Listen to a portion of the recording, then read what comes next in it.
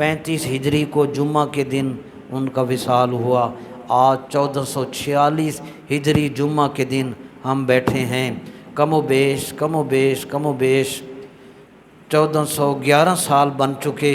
مدینہ منورہ مسجد نبوی کے قریب 40 نمبر گیٹ کے قریب مرکزیہ ہے، وہاں پر فندق وقف عثمان بن عفان ایک ہوٹل ہے۔ یہ حضرت عثمان غنی رضی اللہ تعالی عنہ کی طرف سے یہ ہوٹل خرید کر بنایا گیا فندق وقف عثمان بن عفان۔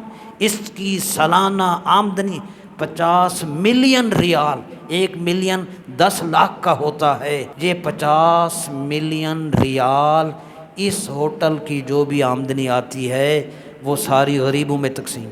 تو جانے کے بعد بھی ان کا لنگر جاری، ان کا فیض جاری، اور آپ کا قول یہ تھا، فرمایا لوگو اگر تجارت کرنی ہے تو اللہ کے ساتھ تجارت کرو، بڑا ہی نفع ملتا ہے۔